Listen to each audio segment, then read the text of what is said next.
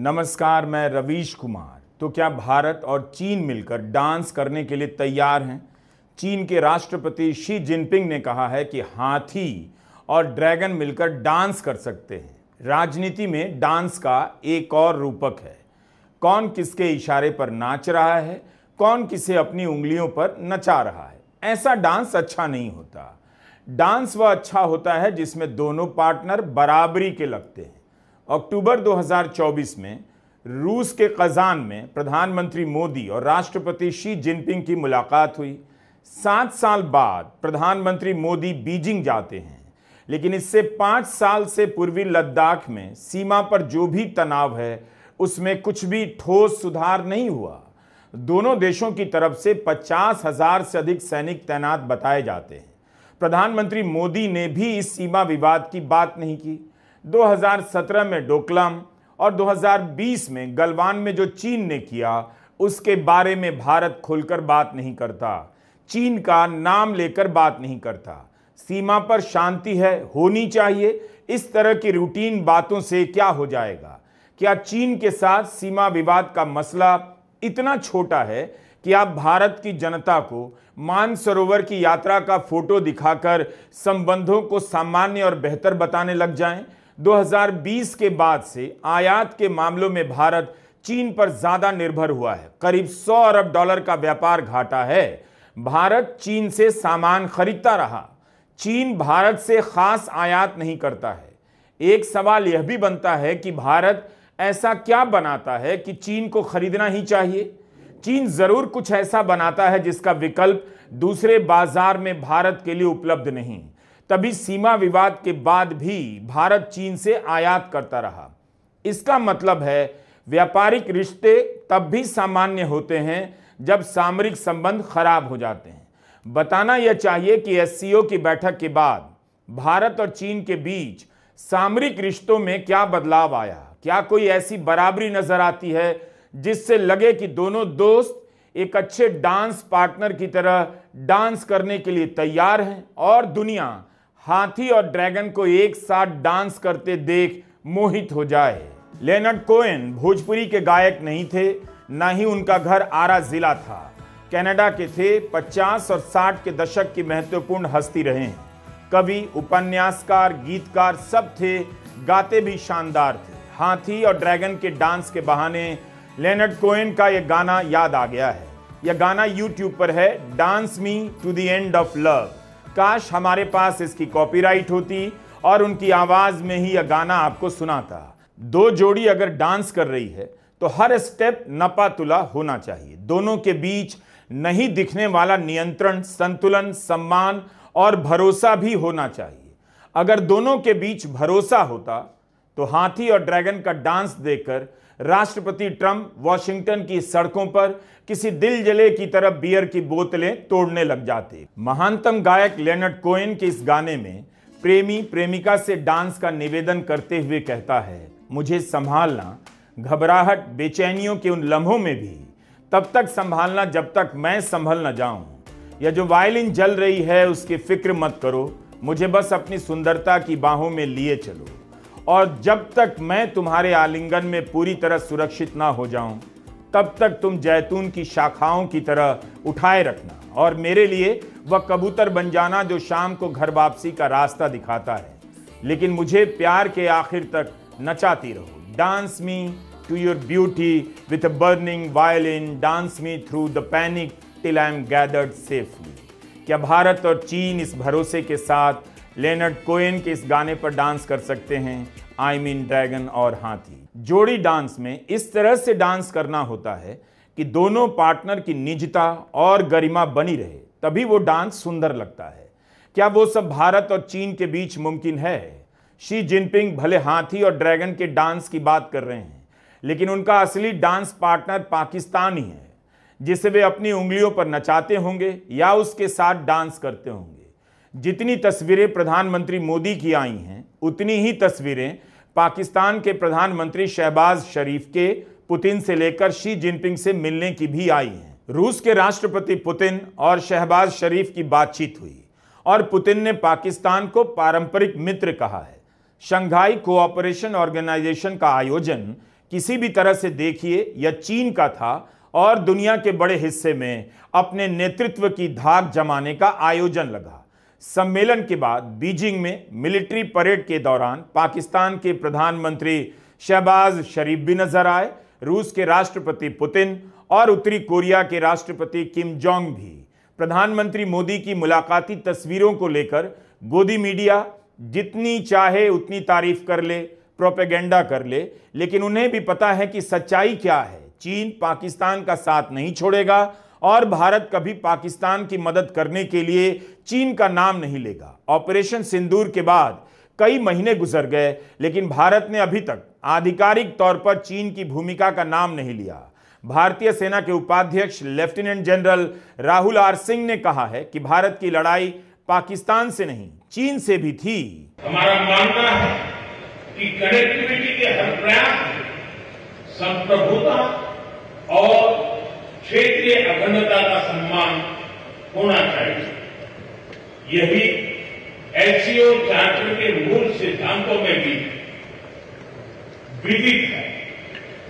Connectivity that bypasses sovereignty, losing trust and meaning.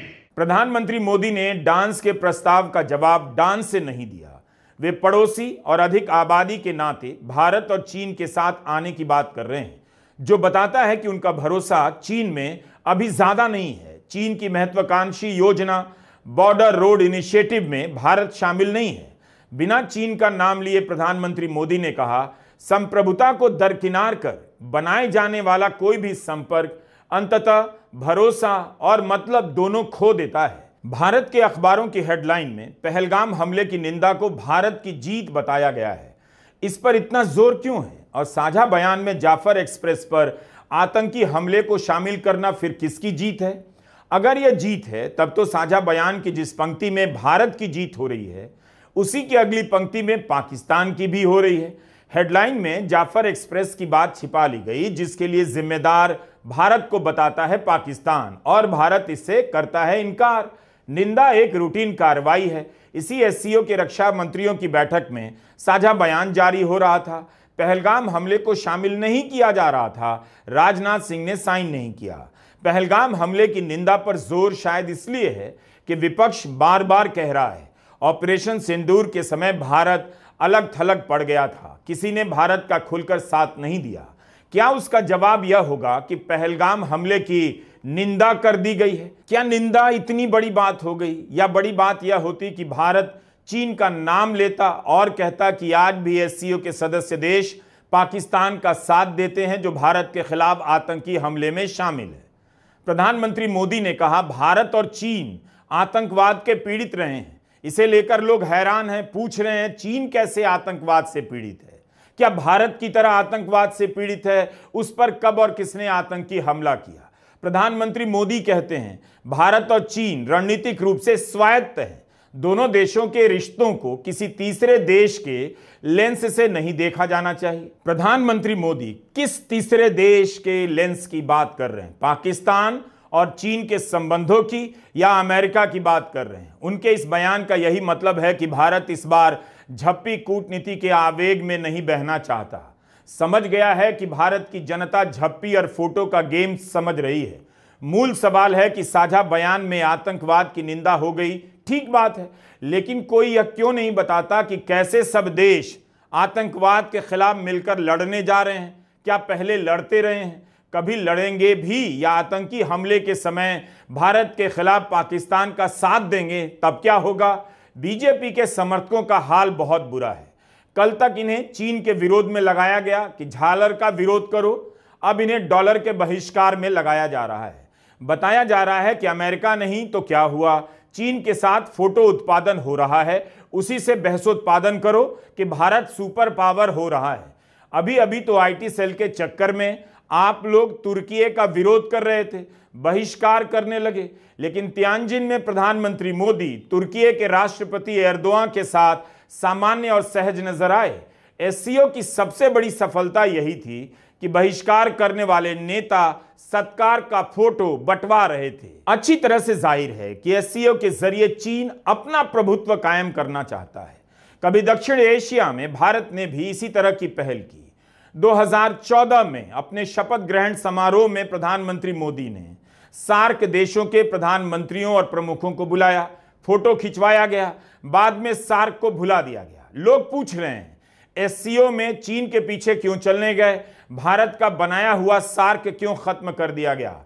SCO के सम्मेलन में जब प्रधानमंत्री मोदी ने अपना उद्घाटन भाषण दिया, तब चीन के राष्ट्रपति शी जिनपिंग नहीं थे। मैं कहना चाहता हूं कि सुरक्षा, शांति और स्थिरता किसी भी देश के विकास का आधार है, किंतु इस मार्ग में आतंकवाद, अलगाववाद और अतिवाद बड़ी चुनौतियां हैं। आतंकवाद सिर्फ किसी देश की सुरक्षा ही नहीं, बल्कि पूरी मानवता के लिए एक साझा चुनौती है। कोई देश, कोई समाज, कोई नागरिक अपने आप को इससे सुरक्षित नहीं समझ सकता। इसलिए आतंकवाद से लड़ाई में भारत ने एकजुटता पर बल दिया। एससीओ के सम्मेलन के बाद आप ज्यादा से ज्यादा यही कह सकते हैं कि भारत और चीन के रिश्ते में सुधार हो रहा है। यह रिश्ता अभी ऐसा नहीं बना जैसा ट्रंप के दोबारा आने के पहले अमेरिका के साथ बन चुका था। पूर्व विदेश सचिव श्याम सरन ने हिंदुस्तान टाइम्स में एक लेख लिखा है, उसे आप पढ़िए। श्याम सरन लिखते हैं कि पहले के सालों में चीन ने पाकिस्तान की सैनिक क्षमता को विकसित करने में मदद की है, यहां तक कि 1980 के दशक में परमाणु हथियार हासिल करने में भी। ऑपरेशन सिंदूर के दौरान चीन ने इससे भी आगे बढ़ के ऑपरेशनल मदद की, खुफिया जानकारी और लोकेशन से जुड़ी जानकारी दी है। लेकिन एससीओ के साझा बयान में पहलगाम की निंदा की गई और इसे इस तरह से देखा जाना चाहिए कि चीन ने पाकिस्तान की तरफ इशारा किया है, मगर यह नहीं समझा जाना चाहिए कि इससे चीन और पाकिस्तान के बीच का भाईचारा बदल जाएगा। भारत और चीन ऐसे वर्ल्ड ऑर्डर की बात करते हैं जो बहुध्रुवीय हो, मगर चीन भारत के उस प्रस्ताव को समर्थन नहीं देता कि एशिया में भी ऐसा ही हो, कूटनीति के अलग अलग केंद्र हों। ट्रंप अभी भी चीन से संवाद बनाए हुए हैं, दोस्ताना संबंधों की याद दिलाते हैं, चीन को लेकर किसी दिलजले की तरह बात करते हैं। उन्होंने चीन को लेकर इतनी धमकी नहीं दी जितनी भारत को लेकर दिए जा रहे हैं। चीन के 6 लाख छात्रों को वीजा देने की बात इसी ट्रंप ने कही है। आज के अखबारों में वाणिज्य मंत्री पीयूष गोयल का बयान छपा है कि नवंबर-दिसंबर तक अमेरिका से डील हो जाएगी। इस वक्त हजारों करोड़ के ऑर्डर कैंसिल हो रहे हैं। नवंबर-दिसंबर तक जाने कितना नुकसान हो जाएगा, मंत्री इसकी चिंता नहीं कर रहे। ट्रंप का ताजा बयान आया है कि भारत ने जीरो टैरिफ करने का प्रस्ताव किया है और एक और बयान आ गया कि भारत के खिलाफ टैरिफ वापस नहीं लेंगे। ट्रंप के बयानों में भी कम उतार चढ़ाव और अंतर्विरोध नहीं, लेकिन एक चीज की निरंतरता जरूर है, वे लगातार भारत को टारगेट कर रहे हैं, भारत को हल्के में ले रहे हैं। इससे पहले अमेरिका के किसी राष्ट्रपति ने सार्वजनिक रूप से इस सदी में इस तरह से भारत को टारगेट नहीं किया। For many years, it was a one-sided relationship. Only now, since I came along, and because of the power that we have with tariffs, India was charging us tremendous tariffs, about the highest in the world. They were about the highest in the world, number one. And we therefore weren't doing much business with India, but they were doing business with us because we weren't charging them. Foolishly, we weren't charging them. बात यह है कि जिस विदेश यात्रा को लेकर 2 दिनों तक ट्विटर पर इतना धमाल किया गया, उसे भारत लौटने के साथ प्रधानमंत्री ने भी छोड़ दिया। इस सफलता का जश्न कहीं नजर नहीं आता, गायब है। लगता है प्रधानमंत्री मोदी भी चाहते हैं कि जनता ज्यादा देर तक, ज्यादा दिनों तक विदेश नीति को लेकर बात ना करे, वरना वह सच्चाई देखने लग जाएगी, सवाल पूछने लग जाएगी। उन्होंने वोट चोरी के गंभीर मुद्दे पर भी कुछ नहीं बोला है। 31 अगस्त 1 सितंबर को सोशल मीडिया में तियानजिन से आने वाले फोटो और वीडियो को खूब वायरल कराया गया। एक एक फ्रेम को लेकर दावे किए गए जैसे प्रधानमंत्री मोदी ही विश्व की राजनीति की धुरी हैं। कब किसके कंधे पर हाथ रख रहे हैं, कब किसका हाथ पकड़ रहे हैं, कब कौन उनकी तरफ देख रहा है, कब किसे उंगलियां दिखाकर बातें कर रहे हैं। तो इसके जवाब में ऐसे ऐसे फ्रेम निकाले गए कि कैसे कोई नेता प्रधानमंत्री मोदी की बगल से गुजर गया और उसने नोटिस नहीं किया। चीन पहुंचने पर प्रधानमंत्री मोदी की तस्वीर और पाकिस्तान के प्रधानमंत्री शहबाज शरीफ के स्वागत की तस्वीरों को एक साथ जोड़कर दिखाया जाने लगा कि किसका स्वागत जोरदार हुआ, किसका नहीं। दोनों का चीन ने एक ही तरह से स्वागत किया। जिस तरह से खास एंगल से लिए गए फोटो और वीडियो को लेकर चर्चा हो रही है, उसमें कूटनीति बिल्कुल नहीं और ना विदेश नीति है, फोटो नीति है। केवल फोटो उत्पादन किया गया ताकि इसे लेकर जनता के बीच बहस उत्पादन हो और वोट चोरी के खिलाफ चल रहे अभियान से ध्यान भटकाया जा सके। प्रधानमंत्री मोदी की किसी विदेश यात्रा से भले कुछ ना निकले, हजारों फोटो जरूर निकल आते हैं। क्या ट्रंप के साथ उनके कम फोटो और वीडियो हैं तो उससे क्या निकल गया? जिस फोटो को लेकर प्रोपेगेंडा किया गया, वायरल कराया गया, अब उसी फोटो को देखकर वायरल बुखार हो जा रहा है। टेक्सास के स्टेडियम में प्रधानमंत्री मोदी उनके लिए वोट मांगने गए। अहमदाबाद में भारत की गरीब जनता का करोड़ों रुपया फूंक दिया गया। खुले स्टेडियम में ट्रंप का स्वागत किया गया। चीन के राष्ट्रपति शी जिनपिंग के साथ उन पुराने फोटो और वीडियो का क्या हुआ? अहमदाबाद में साबरमती के तट पर झूला झुलाया गया। चेन्नई के मल्लापुरम में शी जिनपिंग का स्वागत हुआ। तो ज्यादा इसी की चर्चा हो गई कि विदेश नीति दिल्ली से बाहर ले गए।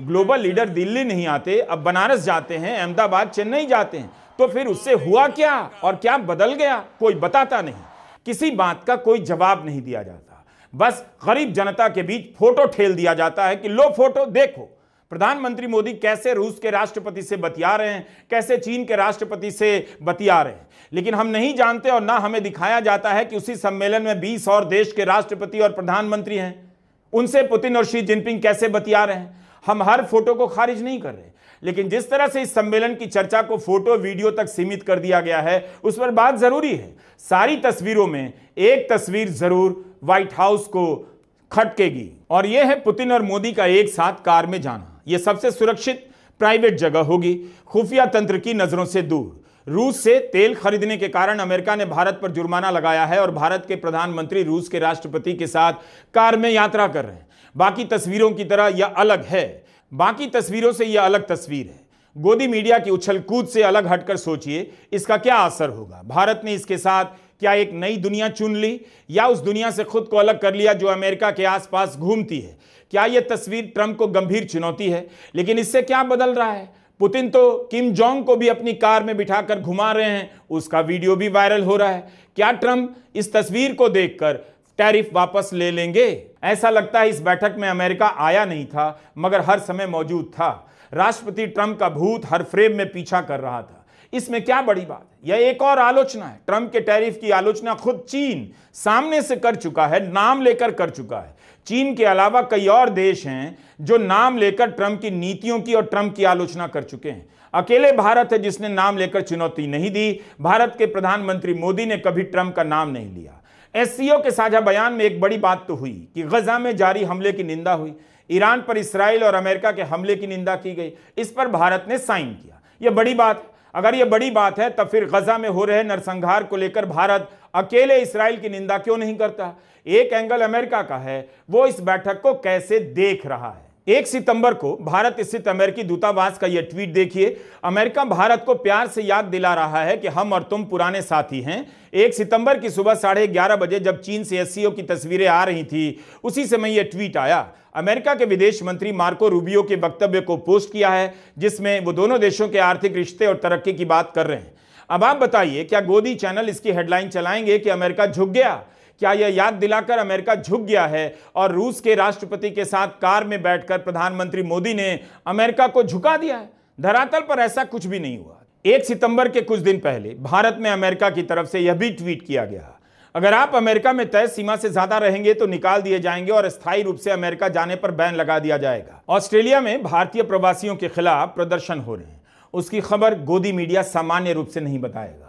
चीन से आने वाली तस्वीरों को लेकर गोदी मीडिया चाहता है कि आप विदेश में भारत का नाम हो गया वाला ढोल फिर से बजाने लग जाएं। लेकिन ऑस्ट्रेलिया में भारतीयों का विरोध हो रहा है, वहां की जनता सड़कों पर उतर आई है। भारत के प्रधानमंत्री का एक बयान नहीं और विदेश मंत्री का भी नहीं। एससीओ को लेकर भारत की सोच और नीति 3 मुख्य स्तंभों पर आधारित है।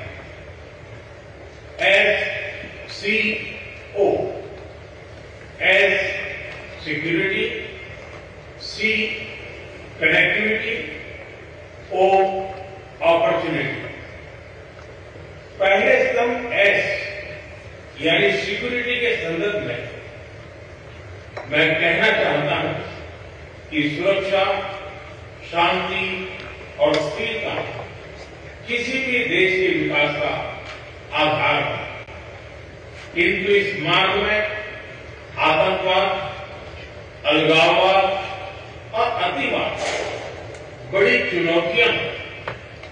आतंकवाद सिर्फ किसी देश की सुरक्षा ही नहीं, बल्कि पूरी मानवता के लिए एक साझा चुनौती है।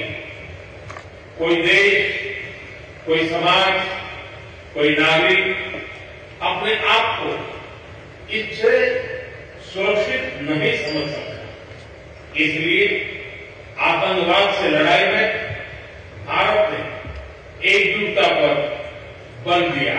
कब तक यही कहेंगे कि भारत ने एकजुटता पर बल दिया? आखिर भारत कब नाम लेकर कहेगा कि चीन ने आतंकवाद के मामले में पाकिस्तान का साथ क्यों दिया? सम्मेलन में नहीं कहा, किसी और मंच से कह देता, तब भी नहीं कहा।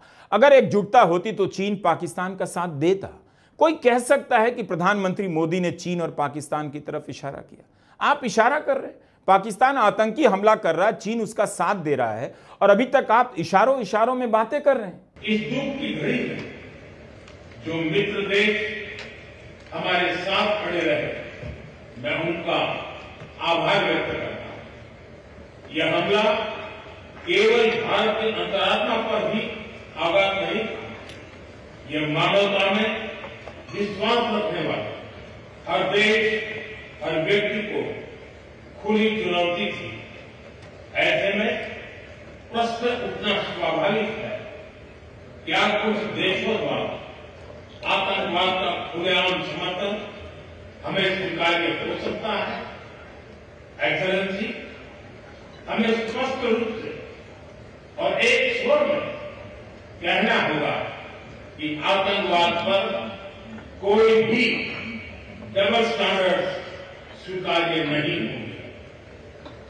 हमें मिलकर आतंकवाद का हर रंग में, हर रूप में विरोध करना होगा। ये मानवता के प्रति हमारा दायित्व है।